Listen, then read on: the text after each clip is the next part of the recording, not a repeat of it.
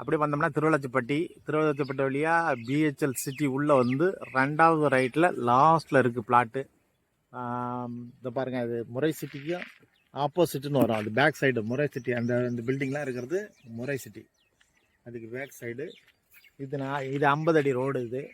இந்த ரோட்டில் கடைசியில் போய் ரைட்டு திரும்பினோம்னா நமக்கு பிளாட் இருக்குது.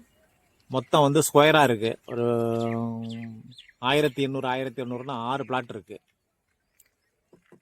மொத்தமாக எடுத்துக்கலாம்.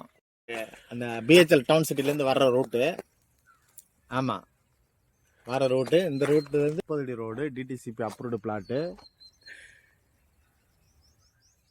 இப்படி வந்தோம்னா ரைட்டு திரும்பணும். இதுவும் பாருங்கள், இதுவும் 30 அடி ரோடு. சொல்லுங்க, வின்ஸ்ராம் அவென்யூ. இப்படியே வந்தோம்னா நம்ம பிளாட்டுக்கு 4 பிளாட்டு தள்ளி நம்ம பிளாட் இருக்குது. இதெல்லாம் 30 அடி ரோடு தான். இதுலேருந்து 4வது பிளாட்டு நம்ம பிளாட்டு. அப்படி வாங்க.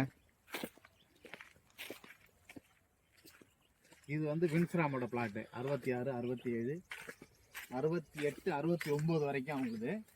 அதுக்கு அப்புறம் வந்து நியூ டவுன் வந்து 66, 67, 68.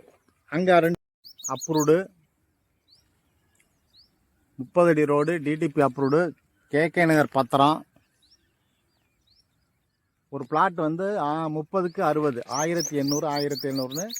வடக்கு பார்த்தது 3, தெற்கு பார்த்தது 3, 6 பிளாட் இருக்குது. பாக்ஸ் மாதிரி ஸ்டோர் ரூமும் வைக்கலாம், இல்லை வீடு கட்டலாம், எப்படியோ சரி இன்வெஸ்ட்மெண்ட்டுக்கு ஓகே.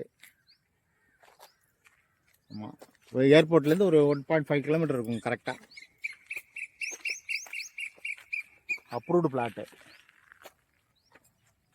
கோயிலெலாம் இருக்குது பாருங்கள், அதெல்லாம் மென்ஷன் பண்ணுங்கள். அந்த கோயில் இருக்குது, பாபா கோயில். அது பாபா கோயில் இருக்குது பாருங்கள்.